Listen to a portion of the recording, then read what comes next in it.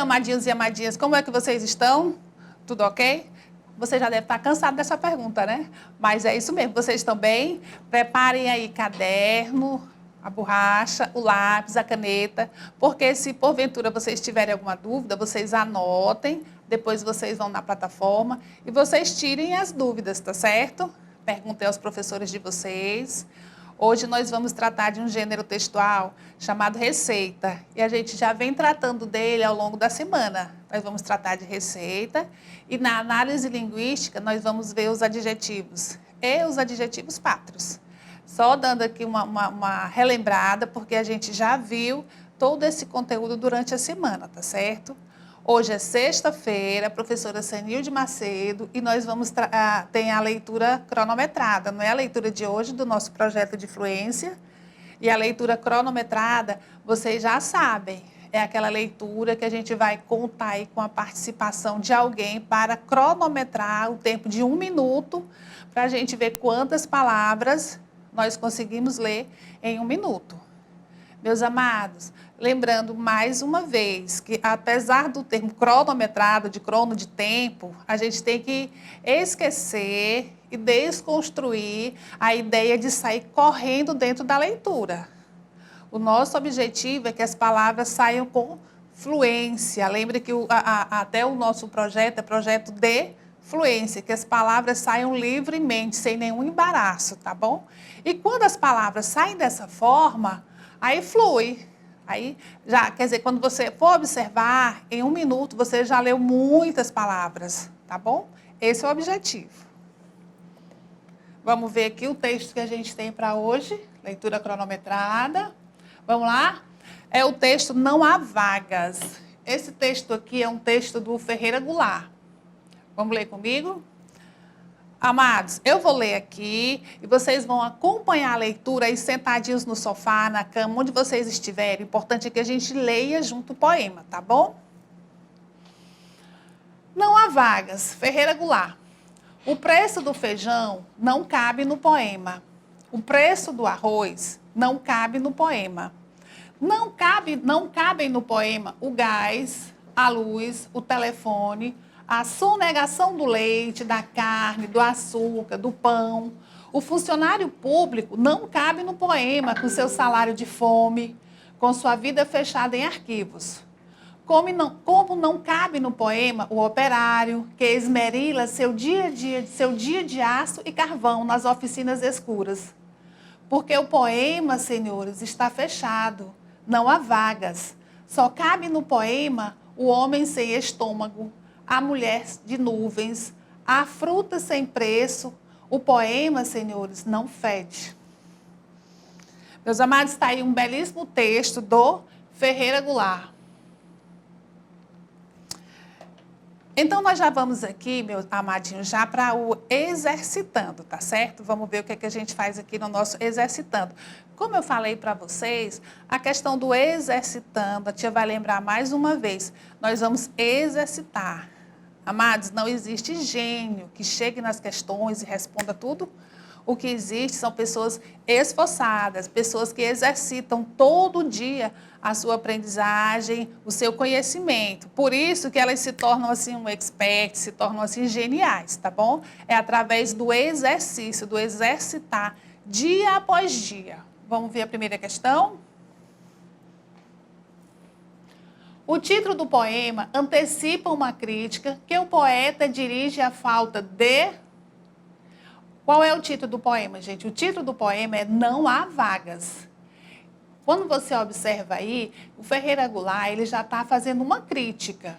Aí o que nós vamos colocar aí? Na letra A, ele diz que a crítica é a um recursos para o lazer, que não tem recursos, é a falta de recursos para o lazer. Na letra B, fala que a crítica é a questão da esperança na vida, ninguém tem mais esperança na vida. A letra C, ela fala que a crítica é a falta de dinheiro para as compras. E a letra D fala que a crítica, ele dirige uma crítica à falta de oportunidade no mercado de trabalho. Meus amados, o que vocês acham? Vocês vão na letra A, B, C ou D? O poeta aí, ele faz uma crítica à falta de oportunidade no mercado de trabalho. Isso que ele faz uma crítica, tá certo? Questão 2. A expressão "não há vagas", que dá nome ao poema, é comum nós vermos essa expressão "não há vagas" aonde, amados? Em filas do cinema, no mundo da fantasia, no mundo do emprego ou em restaurantes e bares. Onde que a gente vê, onde que é mais comum a gente ver aquela plaquinha de "não há vagas"? O que vocês acham? É no mundo do emprego. Quando você vai lá com seu currículo, você deixa seu currículo, aí o que eles dizem? Não há vagas. Então, é no mundo do emprego que a gente vê essa expressão, tá certo, amados? Terceira questão. Que artigos de primeira necessidade aparecem logo no início do poema? A letra A fala que é brinquedos e celulares. A letra B fala que os artigos de primeira necessidade que nós vimos aí no poema é feijão, arroz e gás. A letra C fala que é roupas e acessórios. A letra D nos diz que são utensílios domésticos. O que vocês acham aí? E aí dá para todo mundo dar seu pitacozinho, viu, gente? Aí em casa, vocês sentadinhos, aí dá para todo mundo dar seu pitaco. Se é na letra A, B, C ou D a resposta, que está a resposta correta. A primeira coisa que ele fala é artigo de primeira necessidade que aparece logo no início do poema é o feijão, o arroz e o gás, certo? Até porque tem coisa aí que não é de primeira necessidade, não é gênero de primeira necessidade, tá bom, meus amados? Podemos inferir sobre mulheres de nuvem. Mulheres de nuvem são essas que o poeta fala. Essas mulheres de nuvem são o quê? São mulheres que são feitas de nuvens brancas, são mulheres idealizadas, são objeto de abstração, são mulheres feitas da cor branca e azul, são mulheres imaginadas e cheias de problemas. O que vocês acham? Mulheres de nuvens. Tempinho aí para vocês. Meus amados, nós temos aqui um poema. E a gente sabe que no poema eles utilizam muito as figuras de linguagem, tá certo?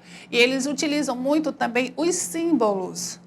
Então aqui, olha, a mulher de nuvem que ele fala é uma mulher idealizada. Essa mulher é um objeto de abstração, é uma mulher que não existe, é uma mulher que a gente sonha, é uma mulher que está na fantasia. É uma mulher que está na cabeça da gente, está na cabeça do poeta, tudo bem?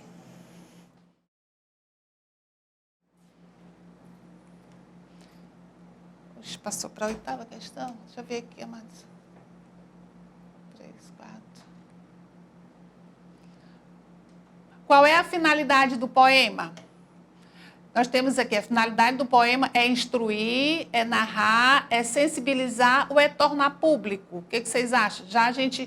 Nós falamos uma vez aí, amados, que é pegando, vamos pegar o verbo, o primeiro verbo, o verbo que dá o pontapé inicial para a resposta, na letra A, na letra B, C, D, para a gente ver, para ver se a gente consegue matar a questão só pelo primeiro verbo. Vamos lá? Qual a finalidade do poema? É instruir? Gente, quem instrui, o gênero textual que dá instrução não é o poema, é narrar. Aí nós podemos ver também que o gênero textual que narra não é o poema. O que o poema faz? O poema vai sensibilizar por meio da poesia. Essa é a resposta correta. Mas vamos ver a D também? O poema vai tornar público diversos sentimentos. Não, gente, de forma nenhuma. Nós temos aí a letra C, sensibilizar por meio da poesia. Este poema foi escrito por quem?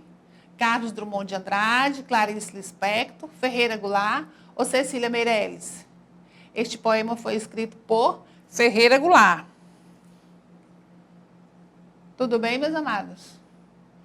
O autor, com sua eloquência, imita a linguagem dos... O que vocês acham? Dos palhaços no circo, imita a linguagem dos desenhos animados, imita a linguagem dos vendedores ambulantes Ou ele imita a linguagem dos discursos de protesto político? Dê a resposta aí, meus amados. Aí ele vai fazer o quê? Com a sua eloquência, quando ele diz não há vaga, não cabe isso, não cabe aquilo. A gente pode ver aí uma imitação do discurso de protestos políticos. Tudo bem? Tá fácil aí, meus amados?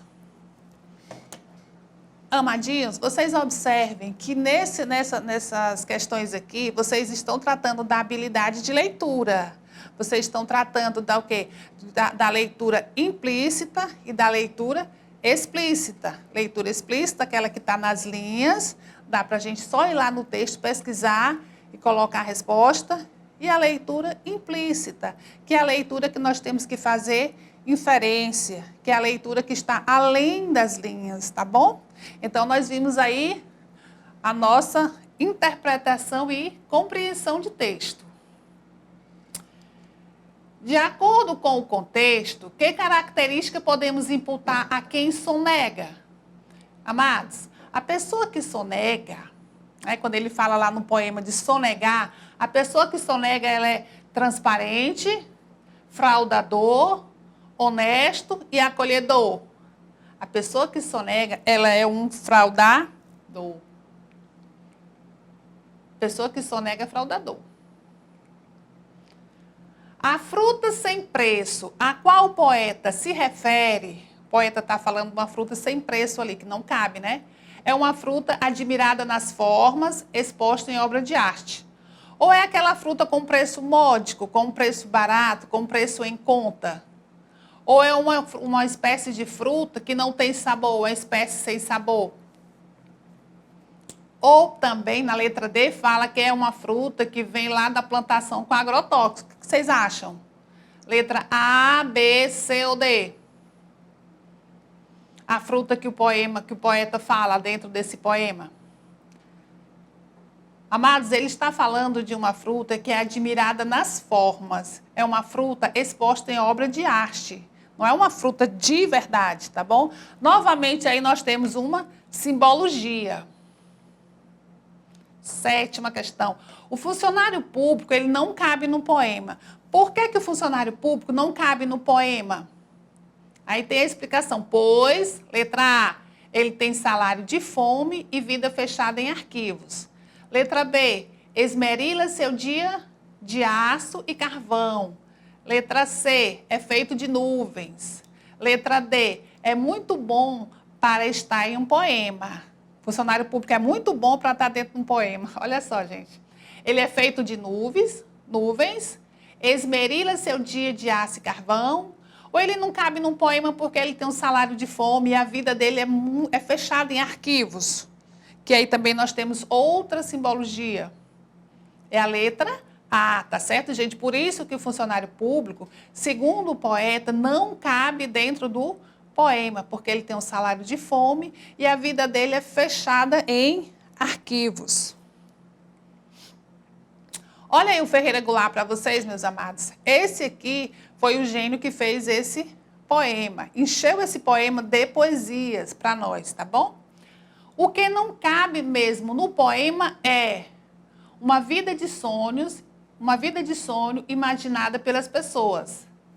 A dura realidade em que vive a maioria das pessoas. A falta de coragem de procurar um emprego. O medo de viver na fantasia. Meus amados, dessas 4 opções, qual que você acha que não cabe no poema? Que não cabe no poema é a dura realidade em que vive a maioria das pessoas. Tudo bem? E tá aí o Ferreira Goulart para vocês. Toda vez que vocês virem alguma coisa, algum escrito, algum registro deste poeta, vocês leiam, amados, que faz bem para a alma, tá certo? Agora, nós vamos ver aqui análise da língua. Nós vamos ver aqui causa e consequência. Tem um ditado que fala, tudo que tem ação, tem reação, não é verdade? Toda ação tem reação. Então, é interessante a gente observar, porque essa análise da língua aqui, ela tem muito a ver com esse dito popular. Vamos ver aqui, amados?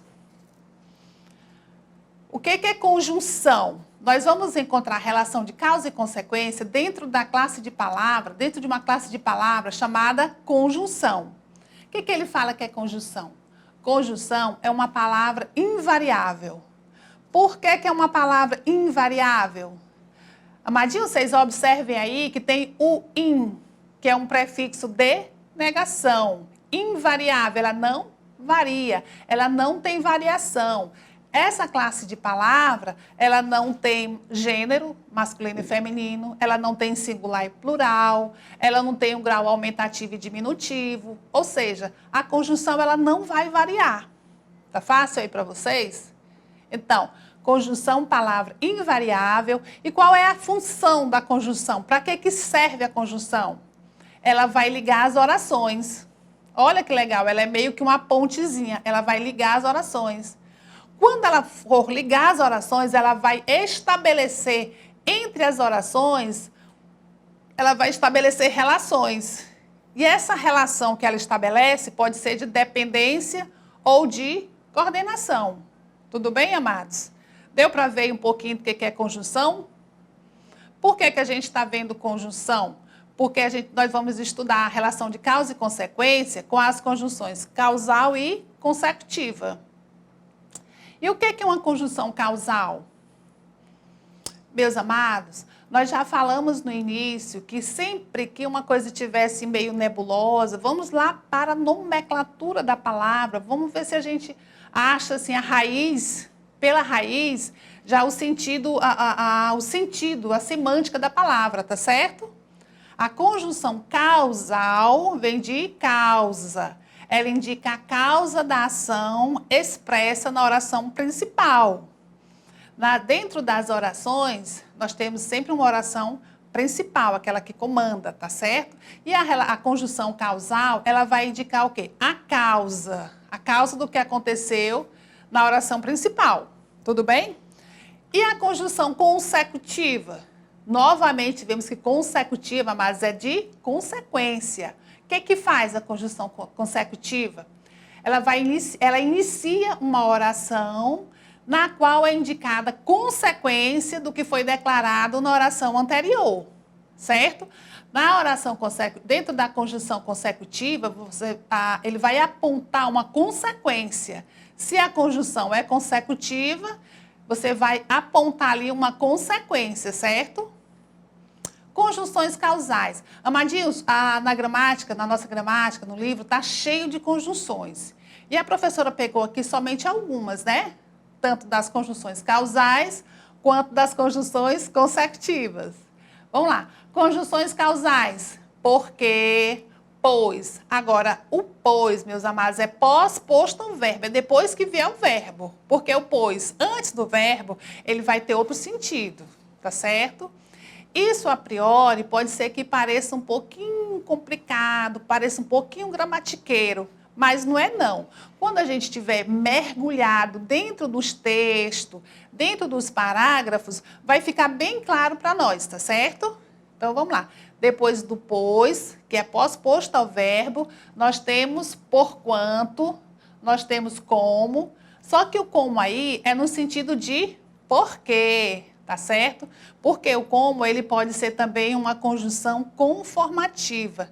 Tudo isso, meus amados, dependendo do contexto, tá certo? Vai dar para a gente observar, para a gente até sentir dentro do contexto se o como vai ser uma conjunção de causa ou vai ser uma conjunção conformativa.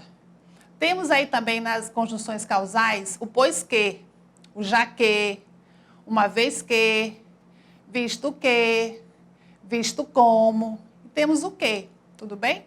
Isso aí tudo, amados, é o que vai nos apontar dentro das orações, dentro dos períodos, dentro do texto, que foi uma causa, que é uma causa de alguma coisa, certo?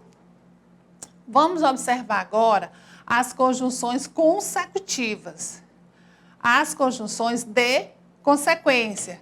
Nós temos aí tal, tão, tamanho, tanto. Agora, quando vier a palavra tanto, tem que ser em orações seguidas pela palavra que, em outra oração. Tipo assim, amados, tanto que, certo? Nós temos também como conjunção consecutiva, de maneira que, de forma que, de sorte que, de modo que. Vocês observam que o que, ele está bem presente aí nas conjunções consecutivas, tudo bem?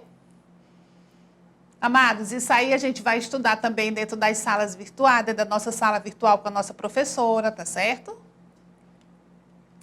Vamos exercitar, tá certo? Só vai exercitando. A gente só aprende fazendo. Olha só, leia o fragmento abaixo e responda o que se pede. Vamos ler o fragmento comigo?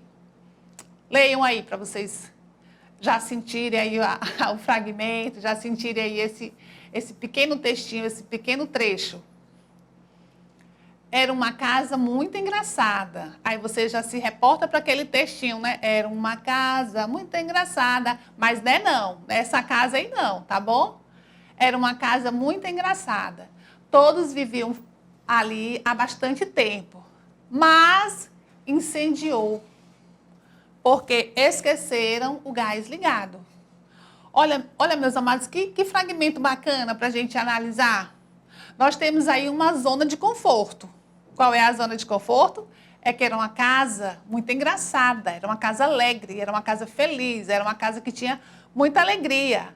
Aí ele fala, olha a outra parte, todos viviam ali. Todos viviam aonde? Nessa casa alegre, nessa casa engraçada.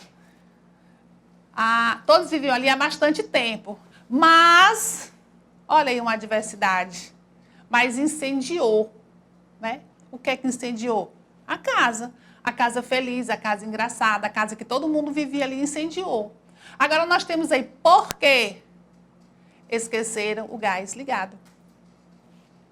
A palavra destacada pode ser substituída sem prejuízo semântico por, meus amados, sem prejuízo semântico é sem prejuízo de entendimento, certo?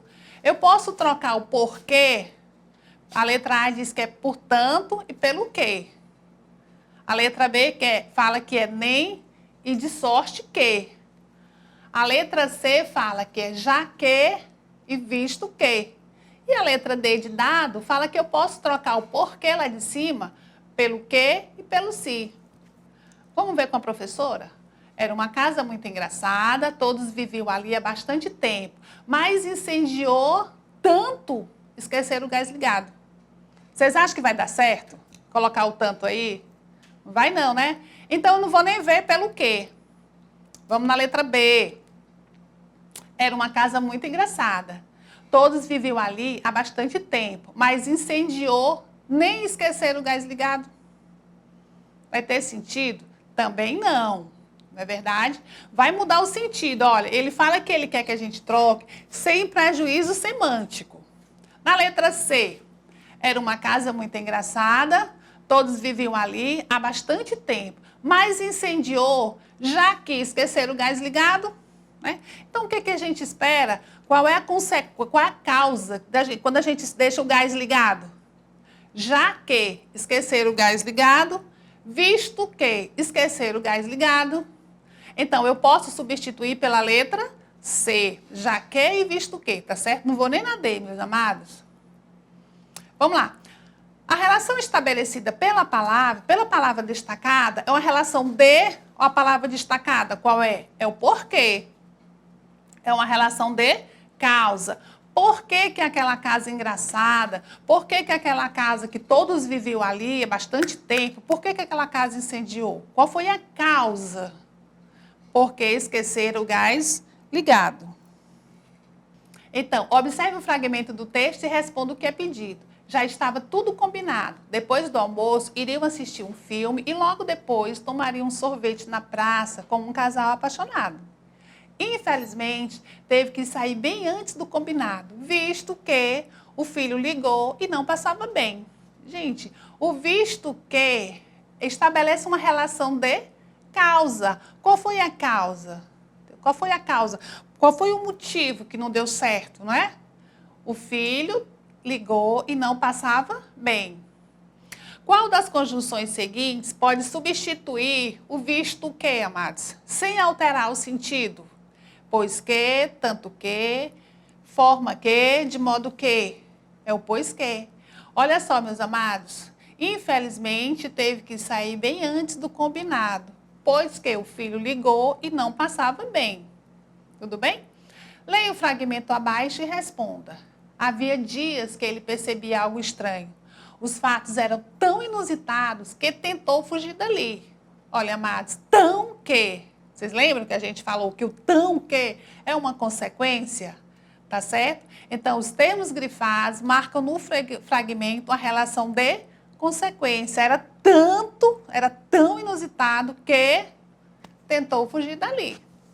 Qual das alternativas abaixo conserva o mesmo sentido do fragmento acima? Qual que vocês acham que é? Letra A, B, C ou D? De modo que ele tentou fugir dali. É o mesmo sentido de tão que, né? Os fatos eram tão desse jeito, de modo que ele tentou fugir dali. Responda de acordo com o trecho abaixo. Camila orou e estudou tanto que os seus pedidos foram ouvidos e isso não causou estranheza à família. Qual a consequência dos estudos e das orações de Camila? Os pedidos da Camila serem ouvidos, foram ouvidos, certo? Porque ela orou e estudou tanto, mas tanto, que seus pedidos foram ouvidos. A expressão, na quarta questão, meus amados, a expressão tanto que pode ser substituída sem prejuízo semântico, sem prejuízo de sentido por, visto como, uma vez que, de forma que ou finalmente.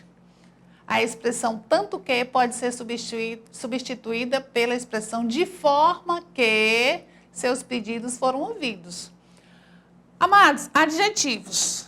Adjetivo a gente já sabe que é uma palavra que vai caracterizar um substantivo e vai conferir a ele uma qualidade, uma característica, um aspecto ou estado.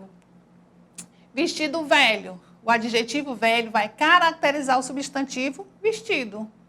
Aí nós vamos aqui para o adjetivo pátrio. Adjetivo pátrio são aqueles que vão caracterizar as pessoas ou as coisas de acordo com as suas origens. Vai considerar país, continente, cidade, região, entre outros.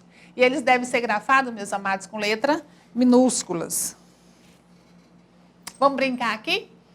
Preencha a cruzadinha abaixo com os adjetivos pátrios. Quem nasce em Minas Gerais é o quê?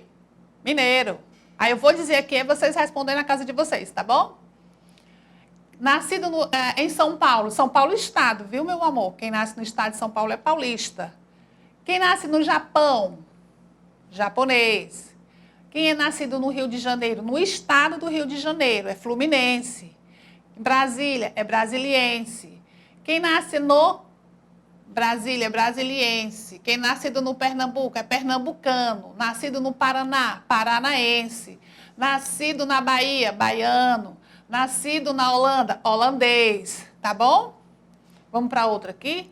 Estudamos que adjetivos pátrios caracterizam as pessoas e as coisas de acordo também com suas regiões. De posse dessa afirmação, coloque os adjetivos pátrios pedidos abaixo. Quem nasce na região norte é nortista. Quem nasce no Nordeste? Nós somos o quê, amados? Nós somos nordestinos. Quem nasce na região sul é sulista. Meus amados, tudo isso aqui são adjetivos pátrios, tá certo? Vamos agora para uma receitinha básica e gostosa. Olha esse bolo aí, bolo de cenoura. Vocês gostam? Então, nós temos aqui o título, bolo de cenoura. Temos os ingredientes, que é 3 cenouras grandes, 4 ovos inteiros, 2 xícaras de farinha de trigo, 2 xícaras de açúcar, 1 xícara de óleo, 1 colher de sopa de fermento em pó. Como que a gente vai fazer essa gostosura aí? Você vai bater tudo isso no liquidificador e colocar a massa num tabuleiro untado com manteiga. Você vai levar ao forno quente durante 20 minutos. E aí está feita essa gostosura de bolo. Quem é que está servido? Agora ele pergunta aqui quais são os ingredientes. Tudo isso aqui, amadinhos, vocês podem ir na plataforma para vocês responderem, copiarem e responderem no caderno. Porque isso aqui é o que a gente vai chamar de leitura explícita, tá certo? Que é os ingredientes, a medida que são usados, 3 cenouras, 4 ovos, 2 xícaras de farinha de trigo, 2 xícaras de açúcar, 1 xícara de óleo, uma colher, tudo isso são as medidas. E durante quanto tempo? Durante quanto tempo está bem explícito ali no modo de fazer, 20 minutos. O que foi que nós estudamos hoje? Leitura do texto, não há vagas. Estudamos interpretação e compreensão textual. Estudamos causa e consequência entre partes de um texto. E estudamos conceito e identificação de adjetivos pátrios. E estudamos o gênero receita. Tudo bem? Amados, obrigada. Agradecer aqui, em primeiro lugar, a Deus pela oportunidade que nós temos de servir. É muito importante você acordar todo dia, sabe? O dia nasce e você já sabe que tem alguma coisa para fazer. E esse fazer é o quê? É servir as pessoas, tá certo? Obrigada a vocês pela nossa interação diária. Tá certo? Queria mandar um beijo especial para os alunos da Escola Municipal Bezerra de Menezes, por eles todo dia estarem acordando cedo, estarem interagindo com a professora, com as professoras, fazendo suas atividades, respondendo, indo pegar na escola as fotocopiadas quando não dá certo, para a gente fazer mesmo, né? Vai na escola, não tem celular, não tem, vai na escola, pega a fotocopiada, dá um jeito de deixar para a professora corrigir. Isso aí é interação, meus amados. E eu espero que todo mundo esteja fazendo isso para o nosso crescimento, tanto dos professores quanto de vocês. Beijo no coração.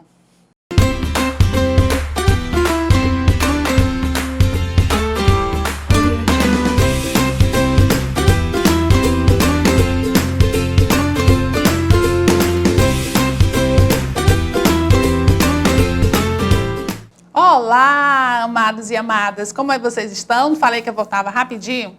Então, vamos lá.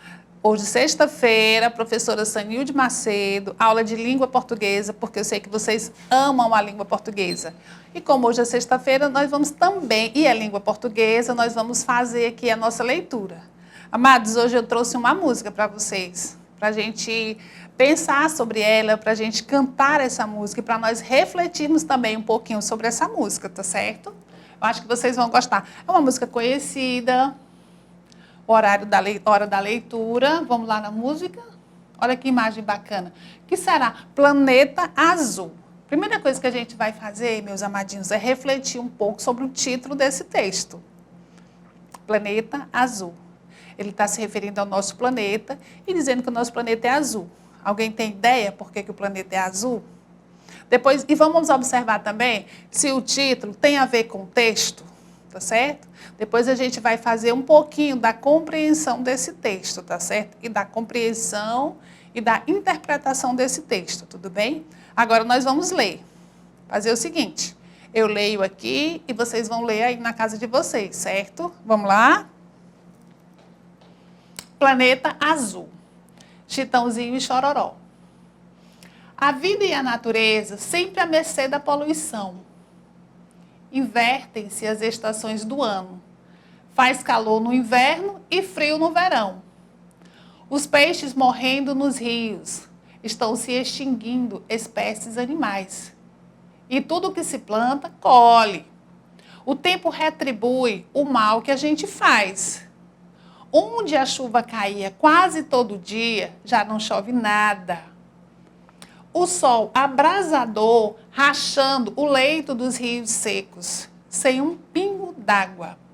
Quanto ao futuro inseguro, será assim de norte a sul. A terra nua, semelhante à lua. O que será desse planeta azul? O que será desse planeta azul? O rio que desses as encostas, já quase sem vida, parece que chora um triste lamento das águas. Ao ver devastada a fauna e a flora, é tempo de pensar no verde, regar a semente que ainda não nasceu, deixar em paz a Amazônia, preservar a vida, estar de bem com Deus. Aí vai ter a música. Agora vamos fazer aqui uma brincadeira, né? Vamos para a nossa parte de compreensão e interpretação desse texto, tá certo? Vamos mastigar um pouquinho esse texto aí.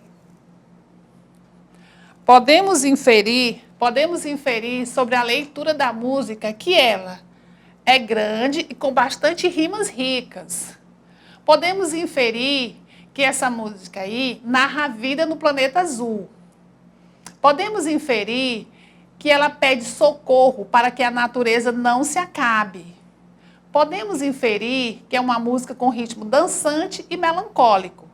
Ora, meus amados, vocês já vejam, já está aí a letra C, não é? Nós podemos inferir, nós podemos interpretar que a letra da música pede socorro para que a natureza não se acabe. Questão 2. Segundo o autor, ou de acordo com o autor, meus amados, ou conforme o autor está falando, a natureza está à mercê da poluição, que é o verdadeiro motivo da sua destruição. Destruição da natureza, o verdadeiro motivo é o quê? A poluição.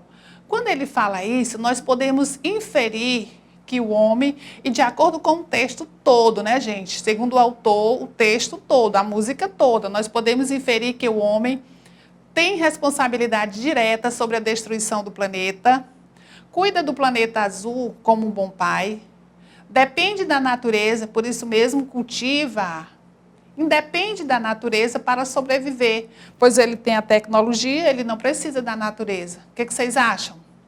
Letra A, B, C ou D? Letra A. O homem, ele tem responsabilidade direta sobre a destruição do planeta.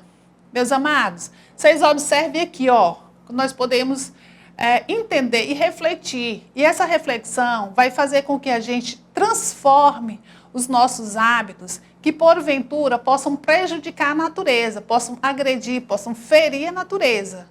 Até jogar um papel ou um lixo, alguma coisa na rua. Desde isso aí até as coisas mais graves, tá certo?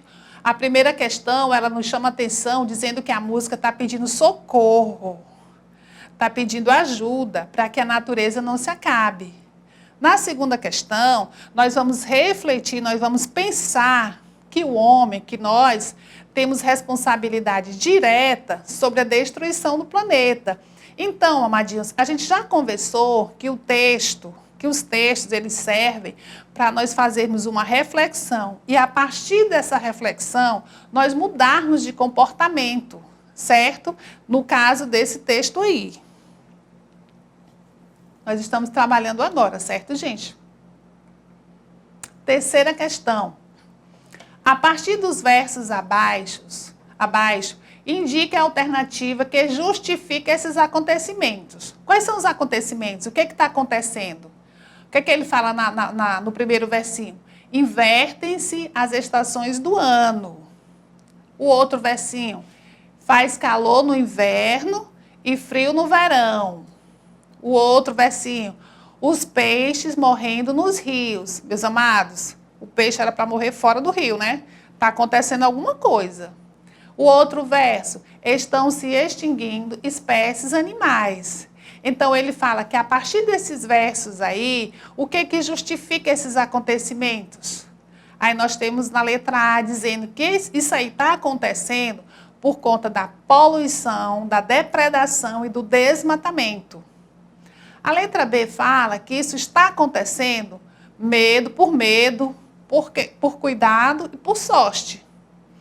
A letra C fala que isso aí está acontecendo, esses versinhos aí, a partir desses versinhos está acontecendo por quê? Por conta do cuidado, por conta da sorte e da boa vontade.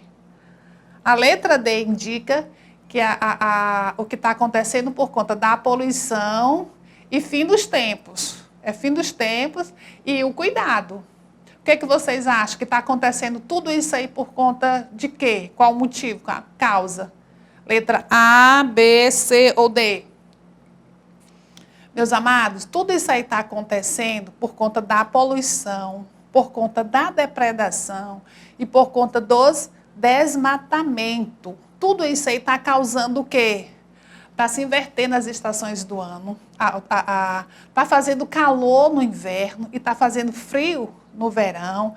Tem um tempo seco, né, gente? Os peixes estão morrendo dentro dos rios, os peixes estão morrendo no habitat natural deles e estão se extinguindo as espécies animais, estão indo embora, estão se acabando, certo? Por conta de quê? Da poluição, da depredação e do desmatamento, ok?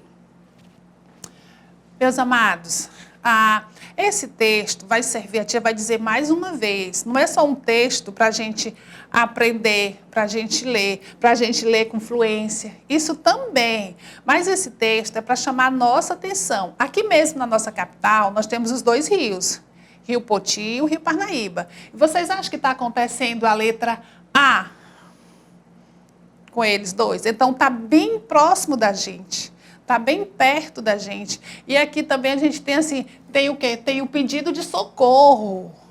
Está pedindo socorro, gente. A outra coisa, nós temos responsabilidade direta sobre isso. Então, meus amados, o importante na questão do nosso conhecimento, da nossa leitura, da nossa educação, dos nossos textos, é que a gente possa refletir sobre eles. Nós vamos ler as linhas do texto e vamos ler também além das linhas do texto. Para quê? Para que a gente possa mudar as nossas atitudes, o nosso comportamento naquilo que fere a natureza, naquilo que fere os nossos rios, a gente que mora aí perto, aí no Mafrense, no Poti Velho. Vamos ver o que a gente pode fazer. Tá certo? Cada um fazendo a sua parte já está de bom tamanho, tá certo? Eu fazendo a minha parte também. Tudo bem, meus amados? O que significa no texto e tudo que se planta colhe? O que significa? Significa que a terra é acolhedora, que a terra é improdutiva, que a terra é fértil e produz tudo, que a terra retribuirá o que fazem a ela. O que vocês acham?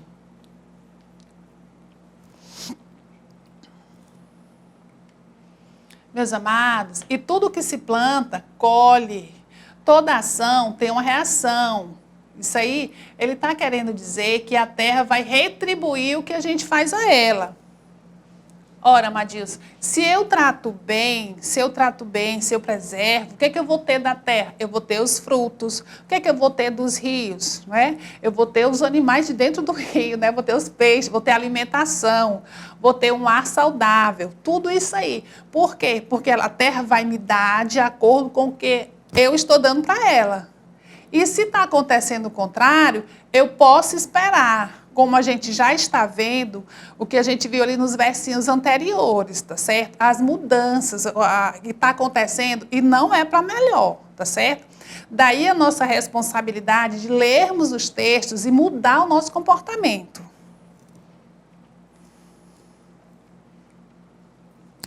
Quando o autor compara o futuro da Terra com a situação da Lua, nós vamos entender que a Lua é o recanto dos poetas. Sim, a Lua é recanto dos poetas, sim, mas a gente está falando aqui numa figura de linguagem chamada comparação, numa figura de comparação, certo? É um lugar, a situação da Lua, a Lua é um lugar destituído de vida, gira em torno do planeta Terra e a Terra são ótimos lugares para habitar. Então, quando o autor compara o futuro da Terra com a situação da Lua, nós vamos entender que o quê? A Lua, gente, é um lugar destituído de vida.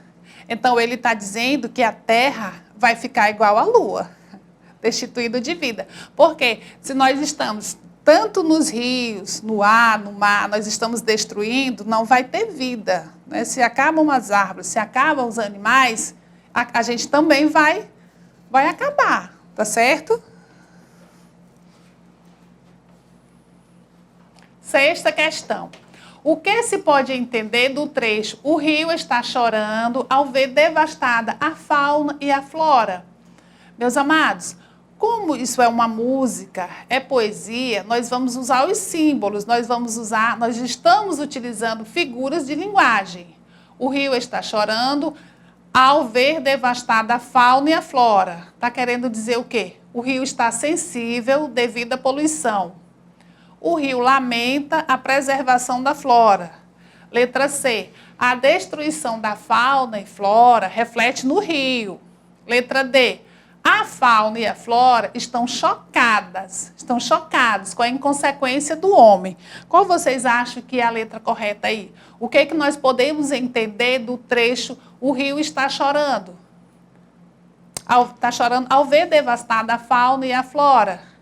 Nós podemos entender, meus amados, que a destruição da fauna e flora reflete no rio, reflete nos rios, se eu destruir os animais, se eu destruir as florestas, as plantações. Por isso que a gente fala, gente, em arborizar ali nas margens do rio, tanto do rio Poti quanto do rio Parnaíba. Isso não é coisa de outro mundo para se fazer, não. 7. A mensagem de esperança. Eu encontro mensagem de esperança onde? Na letra A. A letra A fala, é tempo de pensar no verde, é tempo de fazer as pazes com Deus. A letra B fala, nada melhor que um dia atrás do outro. A letra C diz, aqui se faz, aqui se paga. A letra D fala, esperança não mais existe. Meus amados, o comando da questão é para que eu veja uma mensagem de esperança. Vocês acham que tem esperança aí na letra A, B, C ou D? Se nós formos pensar na letra B, ele está dizendo nada melhor que um dia atrás do outro. O que é que eu posso esperar da forma como eu estou agindo? O que é que eu posso esperar do dia da manhã? Não é coisa boa não, né? Aqui se faz, aqui se paga. O que é que eu posso inferir daí? Gente, que eu já estou começando a pagar. Aí também não tem esperança não, né, gente? E a esperança não mais existe? Existe sim. Então, a letra A é a letra que vai me dar a resposta correta. A mensagem de esperança está, é tempo de pensar no verde e fazer as pazes com Deus. Tendo em vista que a natureza é Deus. Agora nós vamos para análise da língua, tá bom, amados? Vamos trabalhar aqui adjetivo. Na aula passada, e a gente já vem vendo o que é adjetivo. Adjetivo é a palavra que vai dar uma qualidade, uma característica ou até mesmo um estado do substantivo. O adjetivo, ele vai estar ligado ao substantivo, tá certo? Ele é assim, ó, com substantivo, tá bom? Então, vamos lá. Amadinhos, eu leio aqui e vocês vão ler aí, tá certo? Pra gente interagir, pra gente brincar, tá bom? Olha só. Adjetivo, palavras que caracterizam um substantivo, conferindo-lhe uma qualidade, característica, aspecto ou estado.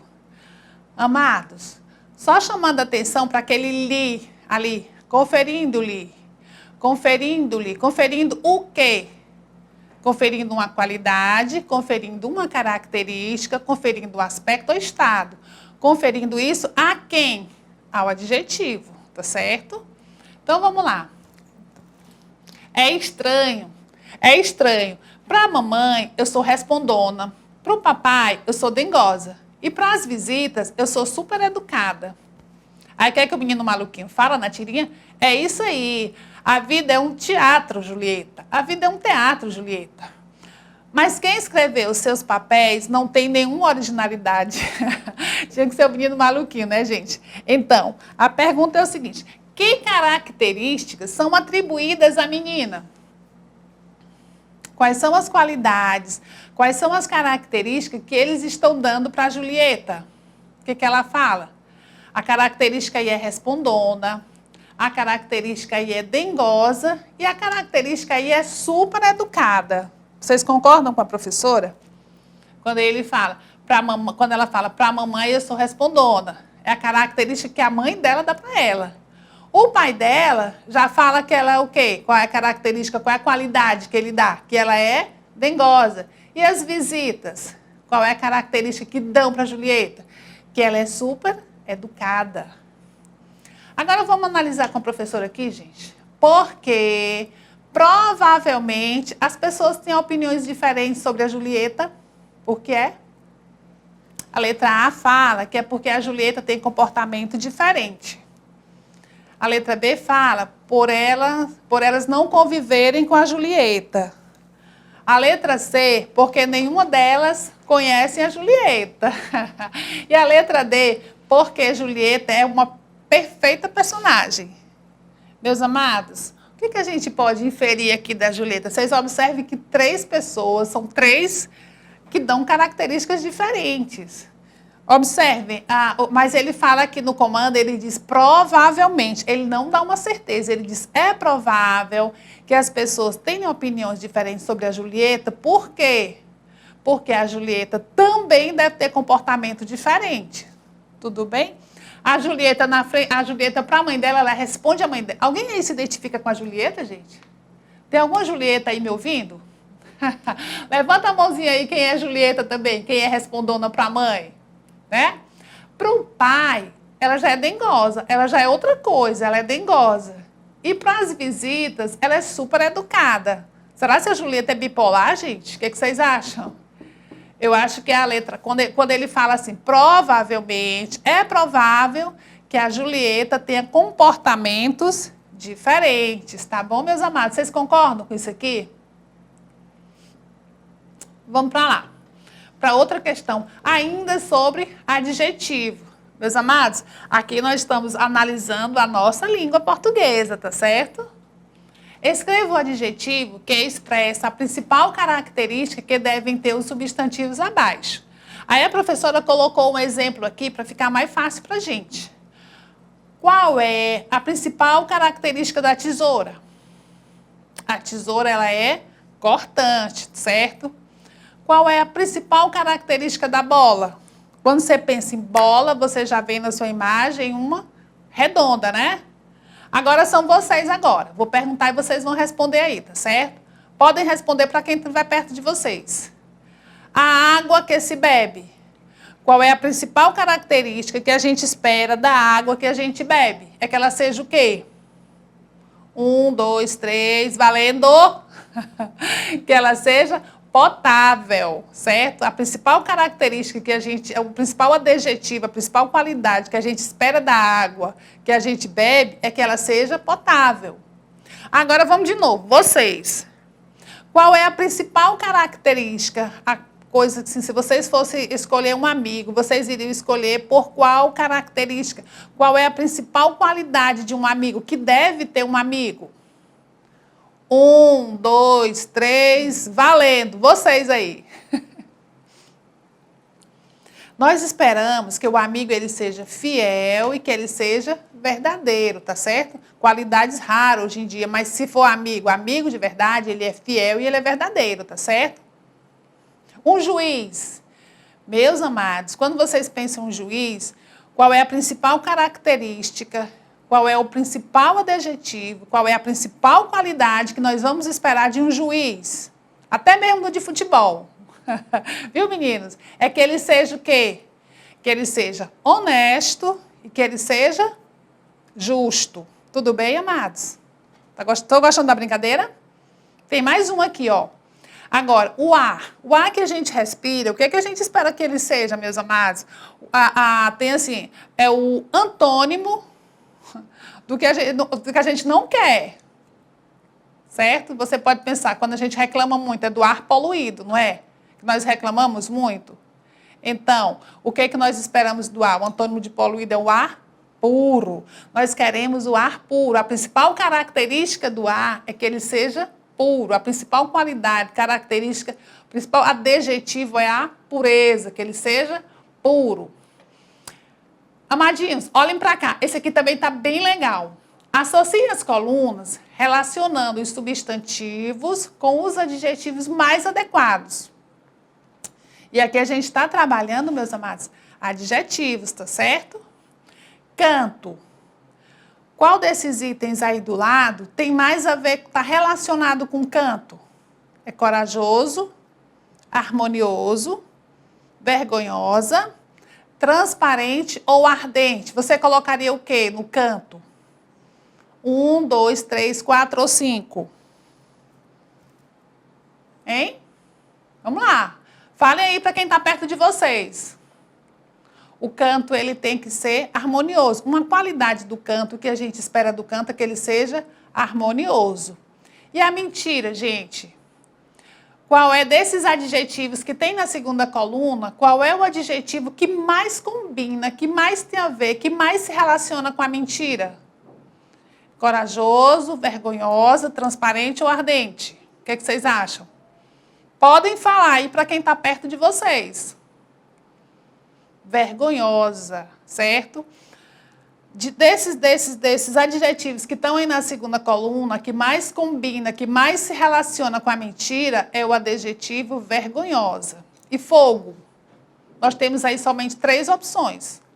Corajoso, transparente e ardente. Fogo, tá? Vocês acham que fogo é o quê desses 3 aí?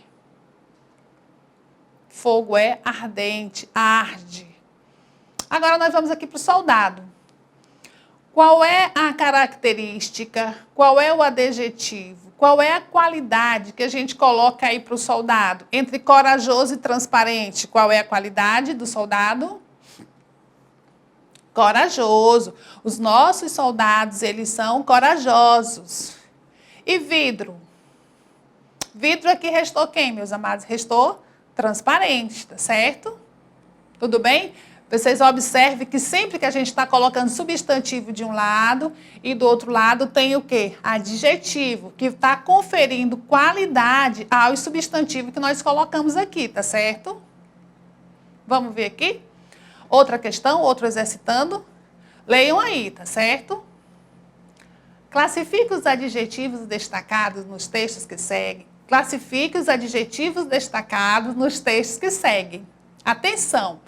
Um único adjetivo pode ter mais de uma classificação. Vamos aqui na letra A.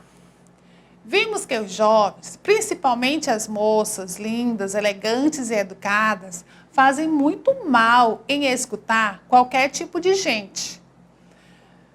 Meus amados, qual é o adjetivo que está sublinhado aí? Elegantes, tá certo? Se eu perguntasse a vocês, principalmente as moças, quais são as qualidades que esse trechinho aí está dando para as moças? Lindas, elegantes, educadas. Então, essas palavras, lindas, elegantes e educadas, estão caracterizando as moças, estão dando qualidade para as moças. Mas, o que o comando diz? Que eu vou classificar esse adjetivo aí. Como é que eu posso classificar esse adjetivo aí? Esse adjetivo aí é o quê? Ele é um adjetivo simples, tá certo? Ele é um adjetivo simples, tudo bem? Vamos para a letra B. Vários laços culturais unem os povos latino-americanos. Entre eles, a proximidade linguística e a afinidade musical. Qual é o adjetivo que está destacado aí? Latino-americanos. E esse adjetivo está qualificando qual substantivo? Está qualificando que substantivo? Esse adjetivo aí está qualificando o substantivo povo, os povos latino-americanos. Qual é a qualidade dos povos? É serem latino-americanos. Tudo bem, meus amados? Tá dando para entender? Se não tiver, a tia muda de rumo, tá certo? Mas vamos lá. Latino-americanos. Ele quer saber o quê? O que ele quer saber? Ah, classificar, não é? Eita, foi os dois agora. Como é que eu classifico povos latino-americanos? Esse adjetivo, latino-americanos, é um adjetivo pátrio. Por que é pátrio? Porque é um adjetivo que vai caracterizar a origem, de onde é a pessoa, de onde é o povo, tá certo? A origem desse povo. Esse povo é latino-americano. Então, é um adjetivo pátrio.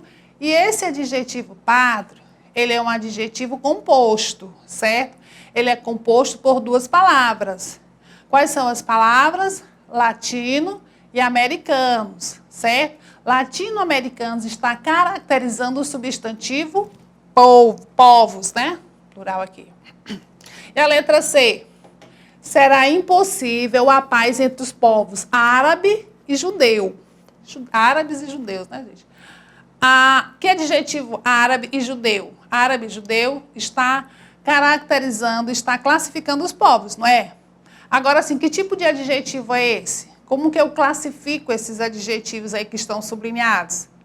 Eu classifico esses adjetivos que estão sublinhados em adjetivos pátrio e simples. Por que pátrio? Porque eles estão dando origem, eles estão me dizendo a origem desses povos, tudo bem? Meus amados, agora nós temos aqui uma receita, que é o nosso gênero, que a gente está trabalhando essa semana, não é? Receita leve para o calor. E quem é que não quer essa receita, né, gente? Desse calorzão que está fazendo? Então, essa receita aqui eu coloquei, amados, mas ela é mais para janta. tá certo? Ela é mais para janta, porque para ninguém jantar aquela comida pesada, né? Dormir nesse calorão. Então a tia preparou aqui uma receita levezinha aqui para o calor. Vamos ver o que é? E outra coisa, meus amados, vocês atentem para as letrinhas que tem aí. Vocês observem que tem letra A, letra B, letra C, certo? A letra A tem o quê? Sopa de legumes com macarrão. A letra B eu tenho o quê? Os ingredientes. Vamos ver esses ingredientes aí. Eu tenho 4 batatas. Vocês têm batata aí na casa de vocês? Está tendo batata? Porque a gente pode substituir também, né? Mas vamos lá. 4 batatas, uma cebola picada, 2 cenouras vermelhas, 3 cenouras amarelas, 2 copos de macarrão, 1 colher de tempero, 2 colheres de óleo e 3 copos de água. Tudo bem? Aí os ingredientes. Gente, será que vai sair barato? Vai sair um preço módico essa nossa sopa aqui? Tem que analisar isso também, né, meus amados? Vamos lá. Modo de fazer. Coloque o óleo no fogo e deixe esquentar. Depois coloque o tempero, doure a cebola e refogue os legumes. Cubra-os com água. Tampe a panela e deixe ferver. Depois, coloque o macarrão e deixe cozinhar durante mais ou menos 20 minutos. Sirva-se à vontade. Tudo bem aqui? Vamos aqui para o exercitando. Depois que a gente já faz de conta que a gente já fez a sopa, tá certo? Podemos entender que as letras A, B e C correspondem a estrutura da receita, apresentação mais simples, evidência das nomenclaturas, organização da receita em ordem alfabética. Gente, isso aqui tá de graça, não tá? A letra A era o título, a B os ingredientes e a C modo de fazer. Isso aí é o quê? É a estrutura da receita. Os verbos coloque, cubra, tampe, deixe, apresentam-se dentro da receita no modo subjuntivo, imperativo, indicativo, ou letra D, indicativo e subjuntivo. Meus amados, ele dá o verbo imperativo, ele dá uma ordem, ele faz um pedido, ele dá um conselho. Então, aqui nós temos os verbos no modo imperativo, que é o modo dos textos de instrução, certo? Doce de leite de caixinha feito na panela de pressão, super fácil. Deixei aqui o link, vocês podem ir lá, porque realmente é muito fácil de fazer, tá certo, amadinhos? O que estudamos hoje?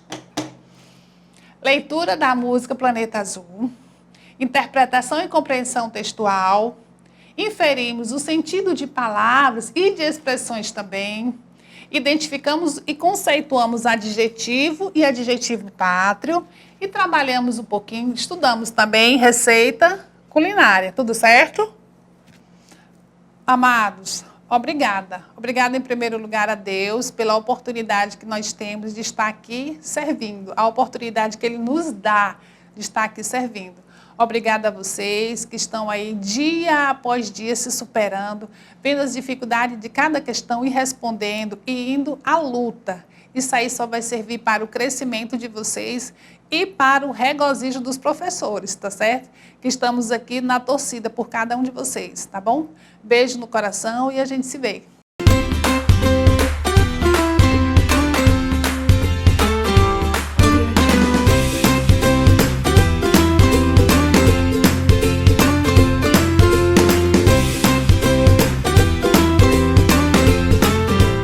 Bom dia, alunos e alunas da Rede Municipal de Teresina, tudo bem com vocês? Aqui quem fala é o professor Anderson e hoje a gente vai estudar no 5º ano em matemática noções de proporcionalidade, tá certo?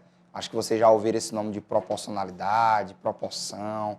Então, fiquem ligados aí e vamos lá pegar o nosso material de hoje, tá? Nosso material de hoje é o lápis, o caderno e a borracha. Então, saiam do sofá aí rapidinho, vamos lá pegar esse material para a gente começar a nossa aula de hoje. E antes de vocês chegarem com o material, eu queria mandar um abraço especial aí para a gestão da Escola Moacir Madeira Campos, da onde eu leciono, e todos os alunos da escola, tá certo? E aí, conseguiram pegar o material, tudo direitinho? Então, vamos aí à nossa aula de hoje. Nossa aula de hoje, ela vem para resolver problemas que envolvam a noção de proporcionalidade direta entre duas grandezas, para associar a quantidade de um produto ao valor a pagar, alterar as quantidades de ingredientes de receitas, ampliar ou reduzir figuras em quadriculados, usar a noção de dobro, metade, entre outros.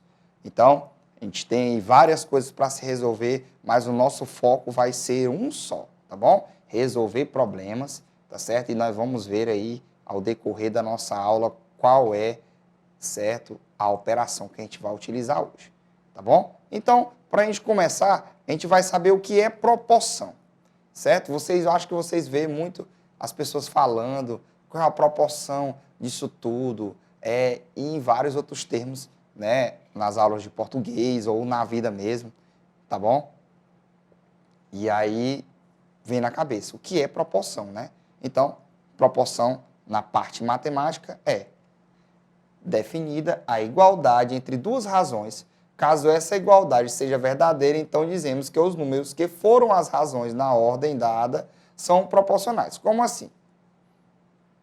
Nós temos duas coisas distintas, que é a proporção de cada um.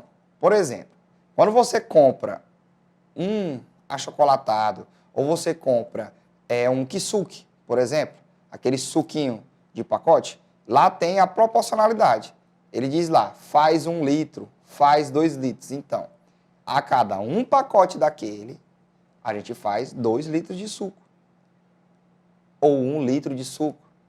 Então, a cada um copo de arroz, a gente faz uma porção que dá para 2 pessoas, 3 pessoas, tá?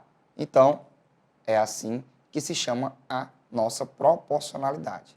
Então, a proporção que a gente vai colocando mais daquilo que já está vinculado, ele vai aumentando ou tirando, dependendo daquilo que a gente queira, tá certo? Então, proporção é isso, a gente vai proporcionar, certo? Aquela medida, tá bom? Então, a gente proporciona ela de acordo com aquilo que a gente quer. No ingrediente de um bolo, por exemplo, se eu tenho os ingredientes de fazer um bolo, se eu vou querer fazer 2 bolos, eu vou fazer o quê?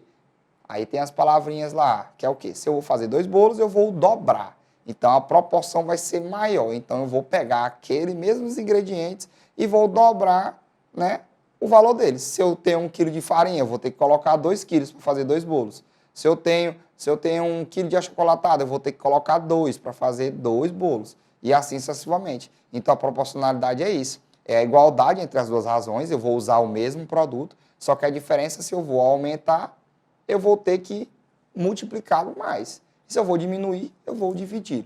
Não é isso? Então, a proporcionalidade é mais ou menos isso. Deu para entender direitinho? Então, assim, um pouquinho confuso, já deu para poder visualizar, tal. Se não, né? Vamos à frente, quando a gente estiver resolvendo nossas questões, a gente vai estar dando aí um reforço maior, tá bom? Então, para a gente poder ver, né, os problemas envolvendo proporcionalidade, a gente tem que saber o que é um problema, né? Então, um problema nada mais é que pode ter uma solução e diversas formas de ser solucionado. Como eu venho falando para vocês em outras aulas. Se eu tenho um problema, eu tenho uma solução para ele. O problema matemático nosso, por enquanto, nós temos uma solução. Só que nós temos vários caminhos de ser resolvido este problema, tá bom? Então, depende muito de você. Você tem aquela sua maneira mais rápida e prática de fazer aquele assunto, você vai lá e resolve. Pode ser a mesma minha? Pode. Mas pode ser também que não seja a mesma. Então, vai depender de cada um. Então, por isso que a gente tem várias formas de resolver um problema. Não é isso? Mas temos que resolver todos os nossos problemas. Não é não? Então, vamos lá. Como resolver um problema? Eu, particularmente, gosto de seguir uma sequência para a gente poder resolver problemas matemáticos, tá? Então, a sequência que eu sempre levo é essa aqui, que é o quê? Primeiro, a gente lê o problema no mínimo 2 vezes. Como eu já falei para vocês em outras aulas, por que é a importância de a gente ler um problema no mínimo 2 vezes? Para o quê? Para a gente poder se situar, tá certo? E ler direitinho, saber mais ou menos o que é, porque muitas vezes o problema tem alguma pegadinha, a gente lê uma palavra que a gente pensa que é de um significado diferente, já é de outro. Então, a gente tem que ler pausadamente, no mínimo 2 vezes, que é para a gente poder estar se situando do problema, para a gente poder retirar, certo? O que a gente vai querer dele, tá? E depois a gente segue para o nosso próximo passo, que é o quê? identificar a palavra-chave, que é o quê? A palavra-chave, ela pode ser só uma palavra? Não, ela pode ser uma frase, ela pode ser uma indicação, vai depender muito do problema que a gente vai utilizar. Muitas vezes tem uma palavrinha-chave que vai definir o quê? Que vai definir a operação que eu vou utilizar nesse problema.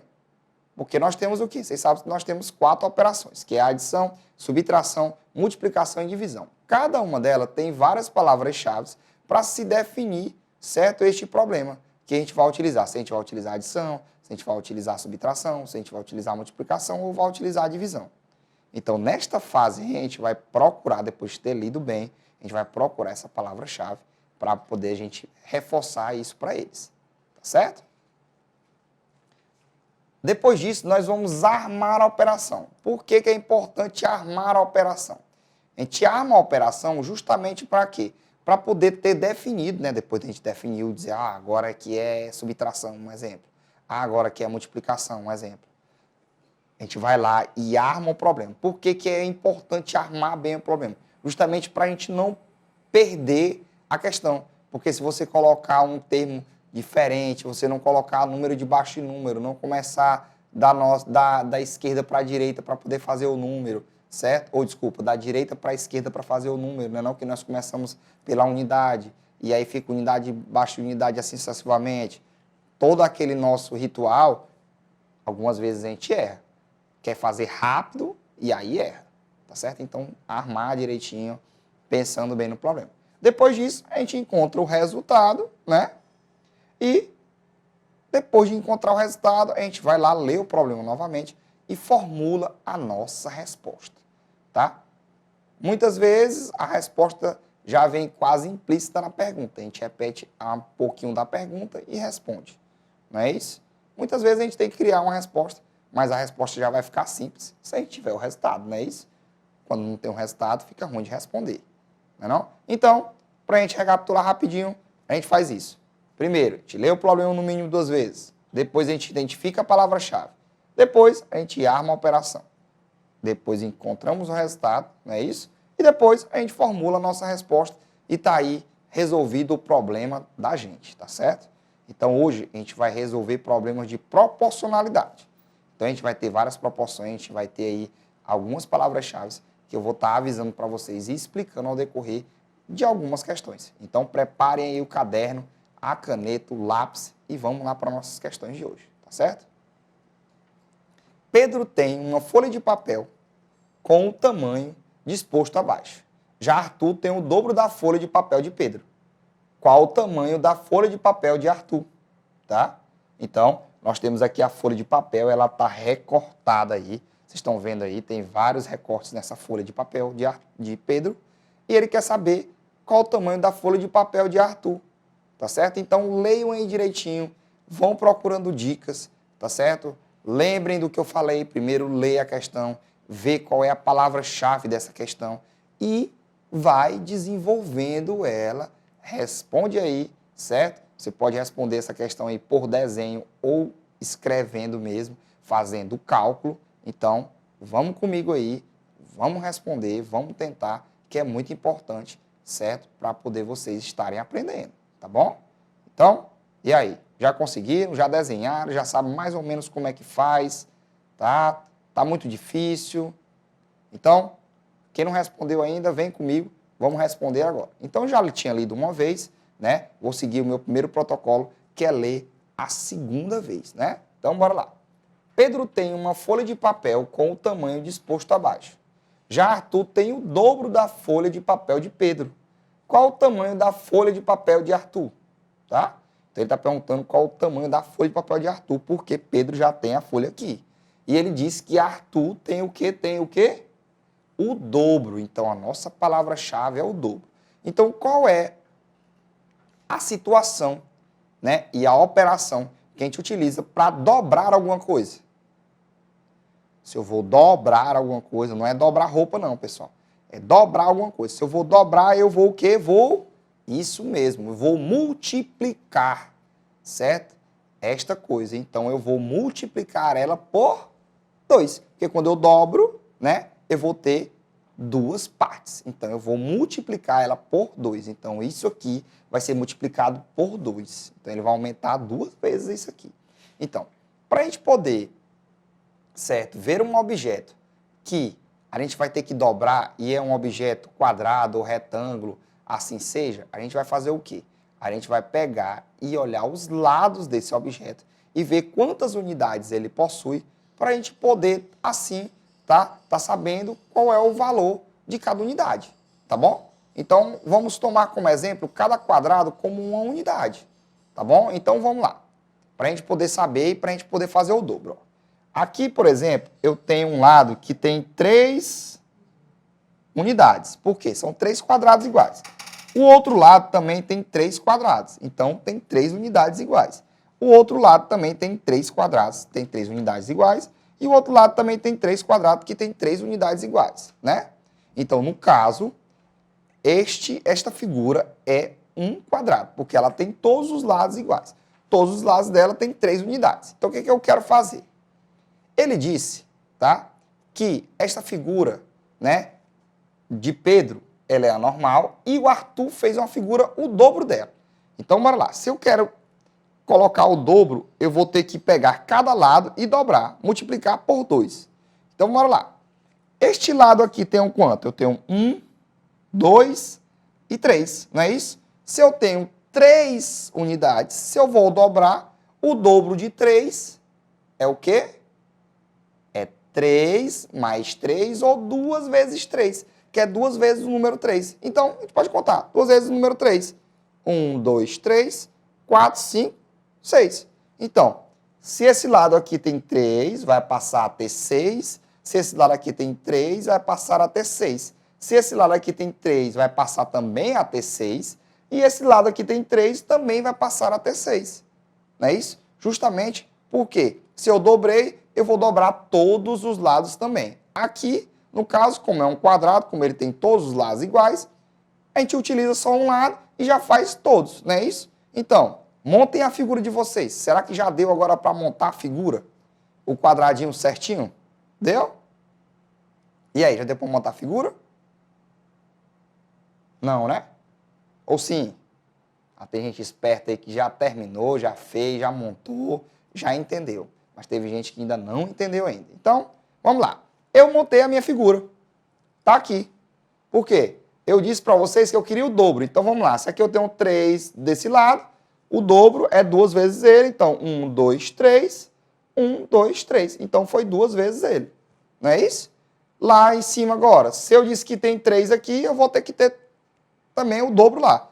1, 2, 3, que era a figura. 1, 2, 3, que aumentou a figura. Não é isso?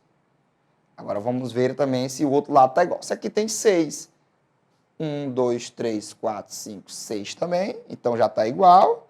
E o próximo aqui, 1, 2, 3, 4, 5, 6, também está igual. Então, quer dizer que o Arthur, a folha dele, tem 6 unidades de lado, né? E a folha de Pedro só tem 3 unidades de lado. Então, no caso, é proporcional. Por quê? Porque está na proporção dessa. Por exemplo, essa daqui, né, é um quadrado, né, também, e esse aqui também é um quadrado. Só que um quadrado na proporção maior desse, que é o dobro dele. Deu para entender? Então, eles vão ser a mesma figura, só que ele teve um ganho maior. Eu usei a mesma metragem, só que eu coloquei o dobro. A mesma coisa de eu ter feito uma receita, certo? De um bolo e ter colocado o dobro dos ingredientes. Então, eu fiz 2 bolos. Então, aqui no caso, o papel dele virou 2 papéis para Arthur, né? O papel dele ficou maior, certo? Deu para entender essa questão? Deu para resolver direitinho? Então, vamos comigo para a nossa próxima questão, tá? Vamos lá. Lucas colocou um quadro em sua casa conforme a figura abaixo. Depois colocou outro onde o mesmo era o dobro do tamanho do primeiro.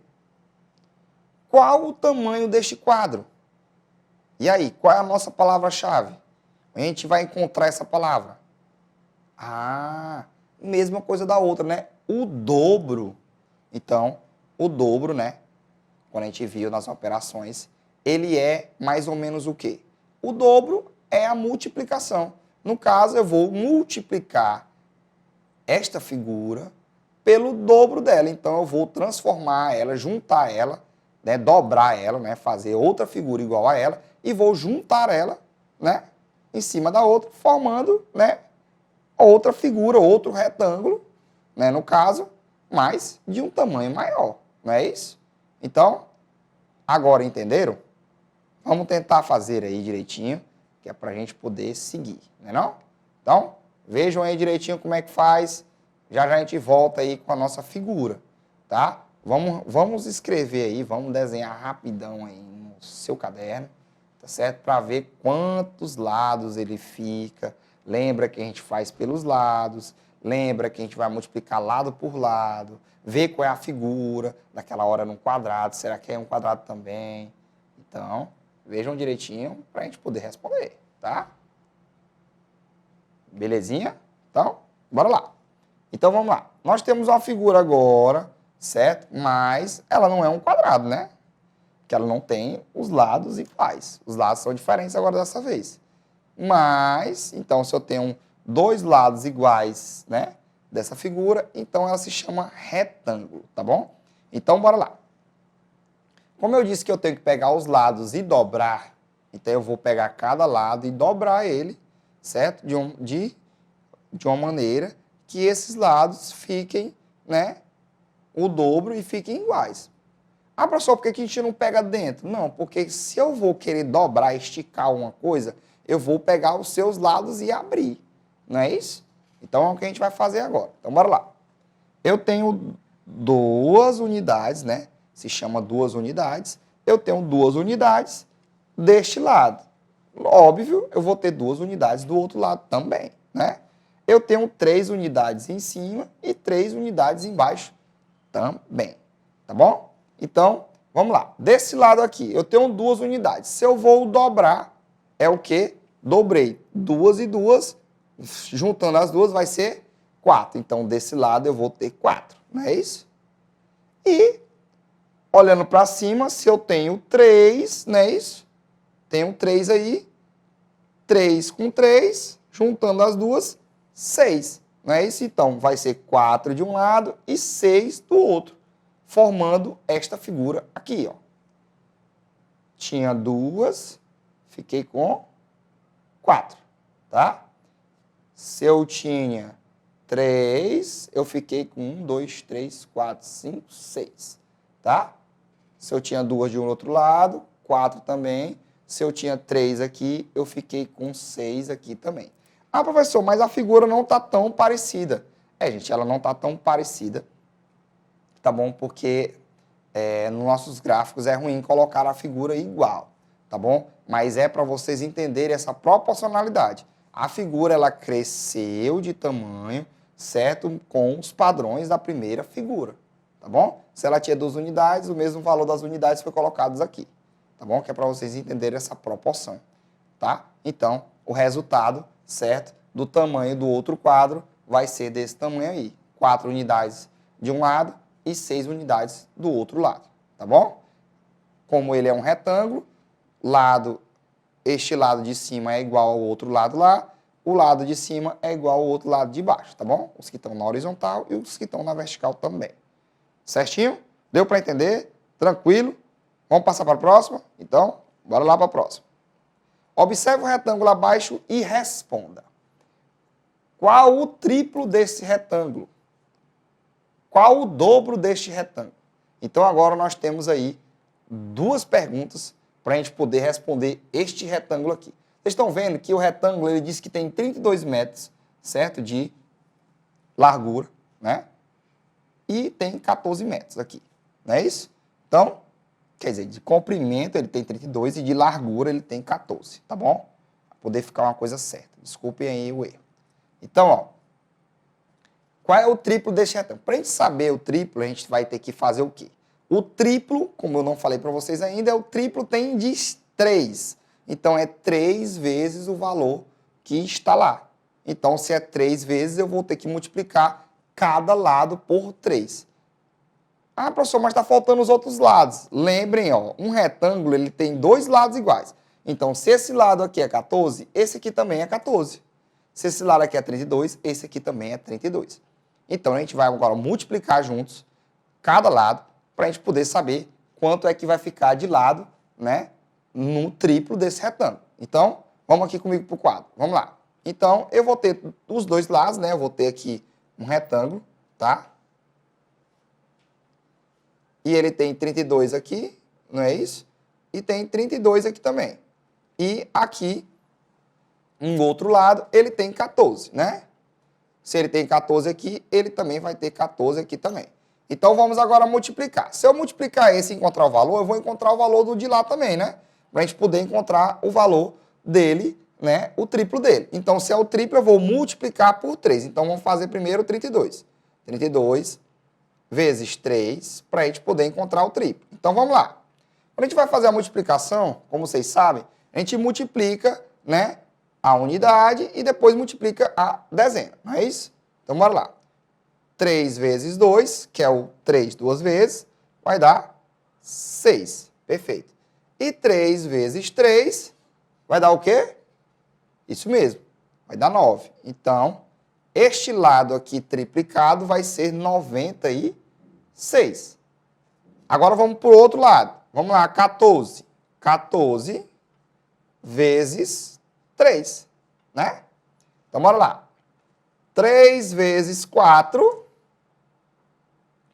3 vezes 4, isso mesmo, 12. Então, eu vou ter que colocar o 2 e levo uma dezena para o outro lado. O que a gente faz primeiro? Multiplica de primeiro e depois soma o que está lá em cima, tá bom? Então, bora lá. 3 vezes 1 vai dar 3, mais 1 lá, 4. Então, nós vamos ter um outro retângulo maior, certo? Com o lado maior medindo 96 e o outro lado menor medindo 42 metros cada um. Tá certo? Deu para entender direitinho aí? Deu, né?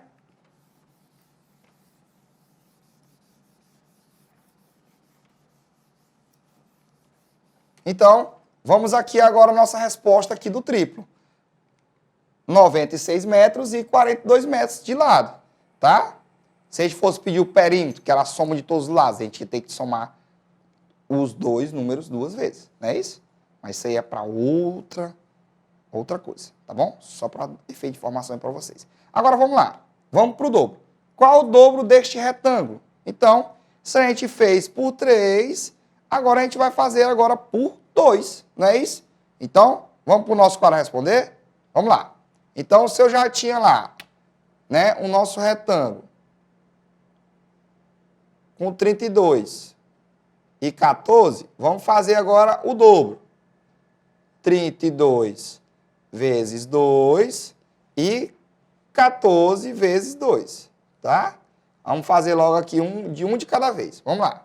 Então, 2 vezes 4, 2 vezes 2 vai ser 4, isso. E 2 vezes 3, 6. Então, o lado maior vai ser 64 agora. E 2 vezes 4 é 8, 2 vezes 1, 2. Então, o lado menor agora também vai ser 28. No caso, a gente vai ter o quê? O dobro, 64 e 28, formando o nosso retângulo.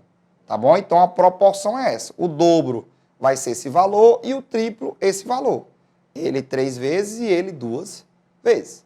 Deu para entender direitinho aí, pessoal? Sim, né? Então, vamos agora aí para a nossa próxima questão. Cláudia tem um terreno quadrangular de perímetro 242 metros. E seu pai tem um terreno com o dobro dessa medida. Quanto mede o terreno de seu pai? Ele disse que Cláudia tem um terreno quadrangular de 248 metros. E seu pai tem um terreno com o dobro dessa medida. Perímetro, pessoal, para quem não sabe, é a medida de todos os lados. É a área do... é o tamanho do terreno total, tá bom? Medindo todos os lados de fora. Então, vamos aqui, vamos pensar um pouco aqui. Ele tem, certo?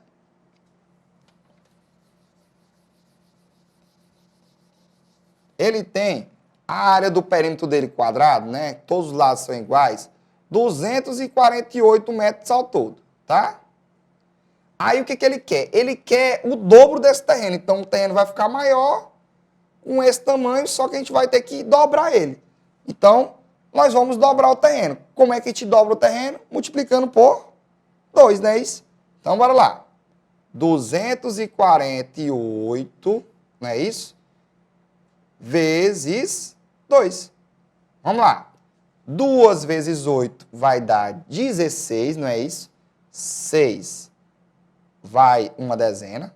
Multiplica primeiro, depois soma a dezena, não é isso? 2 vezes 4, 8 e 1, 9. 2 vezes 2, 4. Então, o outro terreno tem um perímetro de 496 metros. Tá bom? Então, o dobro dele, né, vai ter a mesma proporção, só que o perímetro dele vai ser 496, que vai ser a soma de todos os lados aqui que ele já somou. Tá bom? Então, para a gente poder perguntar, né, quanto mede o terreno do seu pai, tem 496 metros de perímetro, o terreno dele. Tá certo? Então, pessoal, por hoje, a gente encerrou, a gente viu hoje na nossa aula questão de proporcionalidade, a gente viu que a proporção ela pode ser aumentada o dobro, o triplo, ou de várias outras maneiras também. A gente viu hoje mais precisamente por dobro e o triplo. Vimos medidas quadrangulares, tá certo? Deixar aqui um abraço bem grande para vocês e até a próxima. Tchau!